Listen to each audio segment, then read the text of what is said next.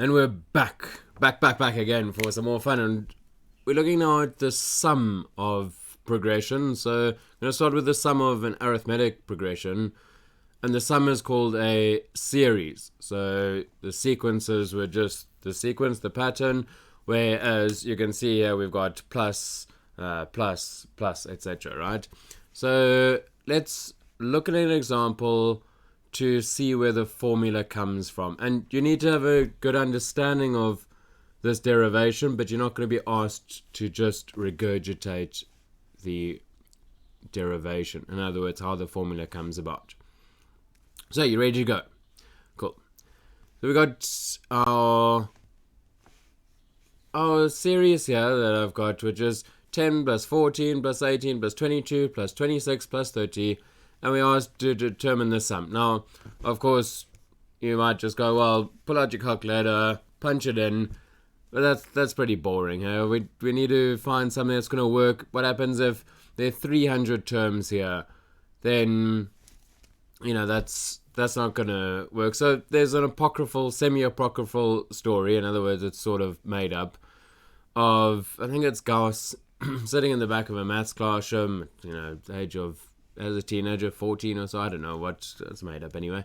And he gets given a whole lot of numbers, and he gets given 100 numbers, the numbers 1 to 100. And his teacher says, you know what, that'll keep you busy. Add up all the first 100 numbers, like 1 plus 2 plus 3 plus 4 plus 5. So he sits there, and he comes back 2 minutes later and says, oh, well, here's the answer. Okay, so let's see how we could make our own version of that story. Please go look up the proper fake story. That's like a fake news version of that story. Okay, anyway, let's get into it. So here we go.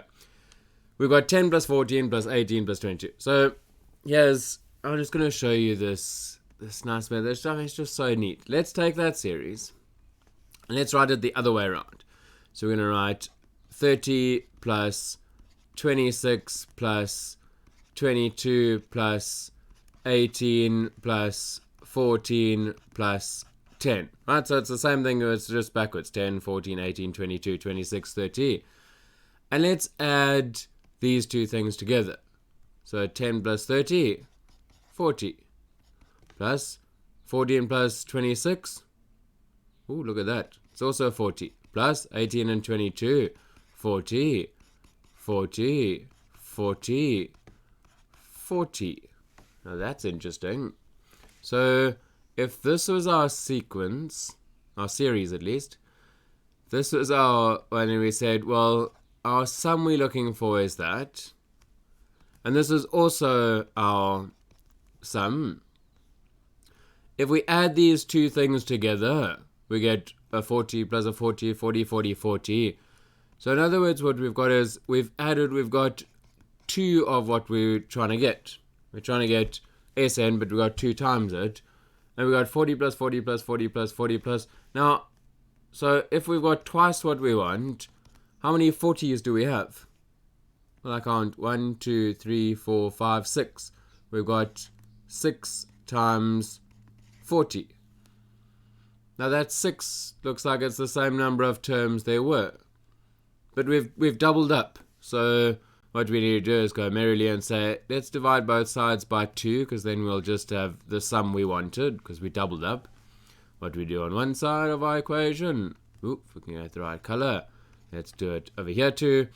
So I'm just going to write this fraction in a particular way and say 6 over 2 times 40.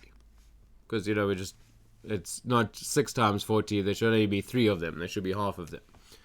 Okay, but now here's the thing. Looking at the first version of our series. In the way here.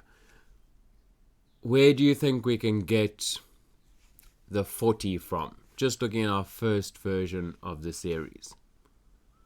Well, maybe you've seen it, but look, isn't it just 10 plus 30?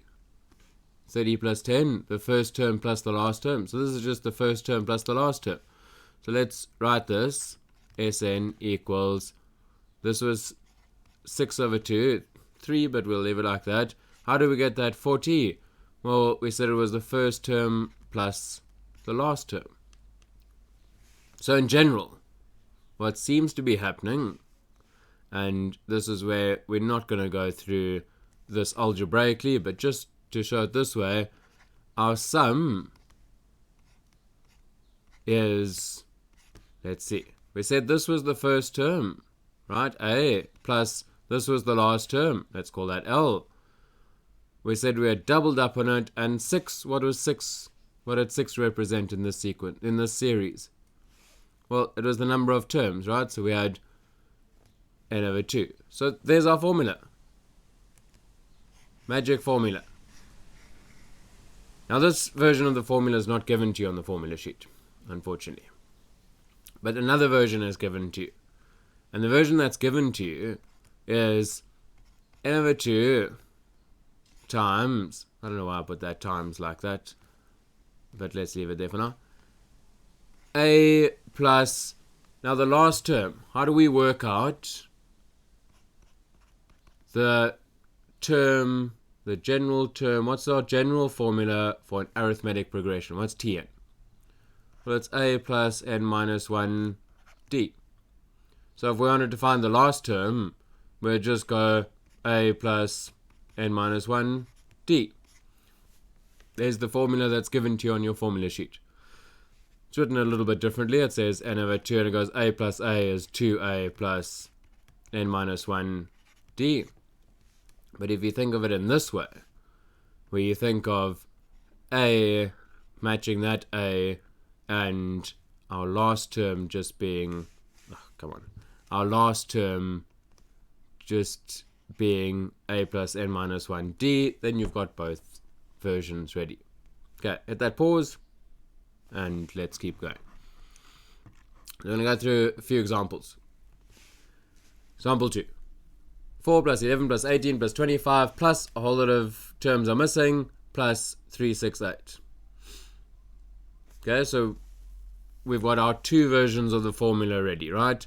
Sn equals n over 2 a plus l. And we've got Sn equals n over 2 a plus n minus 1d. Now to use these formulae, we're going to need to know the number of terms, the first term, last term, or number of terms, first term, and the difference. So, which bit of information are we missing? Well, no matter which version of this formula we use, we're missing the number of terms. Okay, but we know what a is, so let's jot down the bits we know. We know that a equals 4. There it is, first term. Our difference is, well, to get from one term to the next, aren't we just adding 7? So our difference is 7. But we asked to work out n. Well, what about this? Tn equals a plus n minus 1 d. But we know what a is. A is 4. N minus 1, we know what d is. D is 7. So let's just simplify this quickly. Plus 7n minus 7 equals 7n minus 3. Okay, so there's our general formula, Tn. How is that going to help us now? How is that going to help us determine what n is? Well, if we use one of these, like this one, this is the last term, right? So if 368 is our last term, it's like that's the answer, and that's what we're trying to find out what n is. So 368, so we can go 371 equals 7n, and once again, I didn't have the calculator ready. Oh, there it is. So we pull our calculator out, and calculator is on its merry way. There it is. And we go 371 divided by 7, 53. So n equals 53. In other words, this is the 53rd term. There's the first term, second term, third term, fourth term, blah, blah, blah, blah, blah. 53. So now we know what n is. Now you can take your pick. Which version of the formula you want to use is up to you. Because we've got the first term, we've got the last term. I think this is going to be the easiest version of the formula. So Sn equals n over 2 a plus L equals 53 over 2 a. What was a again? 4. What was the last term? 368 equals, into the calculator it goes, and we go 53 over 2, 4 plus 368 equals, oh, I didn't go that right, 368, 9, 8, 5, 8. Cool. So there we go. There's how we work that out. Let's go for 2 more examples. Let's keep at it here while we're at it. Sn equals 2n squared plus 9n. Determine the first 3 terms and the 12th term. Okay, things seem a bit different here. I mean, ideas at this stage. Well, what do you think if we worked out what S1 is? The sum of the first term. So let's just sub that in. 9, 1 equals 1 squared is 1 times 2, so that gives us 11. So we worked out the sum of the first term. What else have we really worked out then? We've worked out what the first term is, right? Because the first term must be 11. Because the sum of the first term is the same. Look, there it is, 11. Okay, how's that? What happens if we work out the sum of the second term? S2 equals 2 squared plus 9 times 2 equals 4, 8 plus 18, 26. How does that help us find the second term? Well, if this sum here is 26, what must the second term be then? Well, must surely be 15, right? Okay. We should really, I'm going to add in a bit of information we should have been told, which is this is an arithmetic progression. So, therefore, we can figure out the rest and go, well, we're plussing 4, so our next term must be 19, because it's an arithmetic progression, right? Okay, so the last piece of the puzzle. How are you going to work out the 12th term? I'm really hoping you didn't say, well, just keep doing this until you get to number 12. I guess it's a low enough number, but that doesn't sound like a great way to do it. So let's work out our general form. Tn equals a plus n minus 1 d. Should be using that enough that we're comfortable with that formula on the formula sheet, but we should be getting comfy. Are you comfy with it? Okay, so a is 11 plus n minus 1 d was 4, we could see, because look, it's going up by 4 each time. So if we simplify this, 11 plus 4n minus 4, and we keep going here, 11 minus 4 is 7, so 4n minus 7, so that's Tn. So there's what we got for Tn. And now we can work out the 12th term, right? Easy enough to work out the 12th term? I think so. T12 equals 412 minus 7, 48 minus 7, 41. Cool. So there we used the sum formula in a slightly different way. Okay, let's head into our fourth and final example here. The second term of a sequence is 17, and the sum of the first 6 terms is 147. Determine the general formula. Okay, this feels like a few we've done before. This kind of, you're given the second term and the sum and that type of thing. So let's write it in a different way. The second term of a sequence is 17. Does that mean that T2 equals 17, or does it mean that S2 equals 17? Option A or option B? Which one do you think? Well, it says the second term, not the sum, the term. So it's T2 equals 17. Okay. The sum of the first 6 terms is 147. S6 equals 147. Now, we did something like this before. We know the formula for the general term in an arithmetic progression, right? Again, I'm cheating and saying this is an arithmetic. We should have said it's an arithmetic.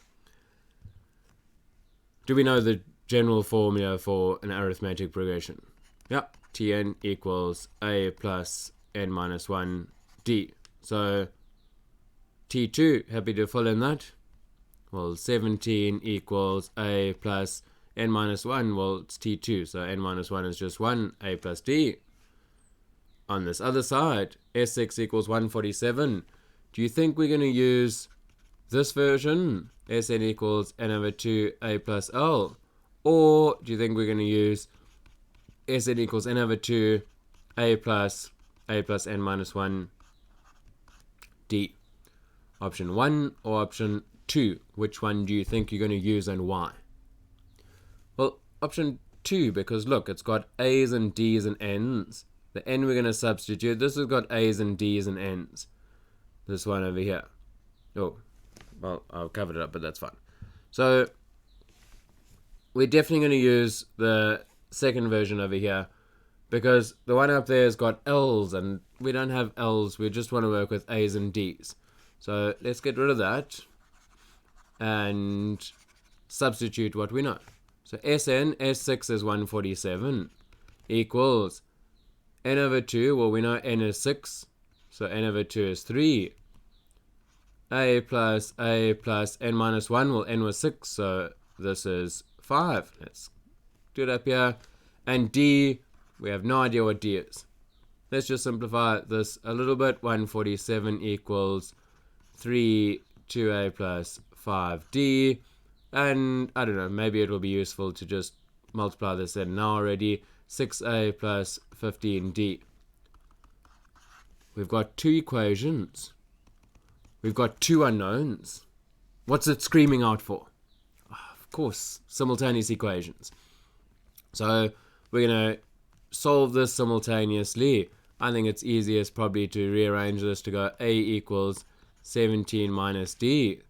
So when we see this a, we're going to write 147 equals 6, 17 minus d. A plus 15, not a, that was a, whoopsie, plus 15 d. I'll leave you to finish this one off. Get a value for d, sub back in, you'll get a value for a, and we're good to go. So again, you know, we've got a and d, so we can put it back into our Sn formula. But I think that's enough for now. Let's not overdo this and say it became a simultaneous again. And there's a nice exercise for you to do. Enjoy it.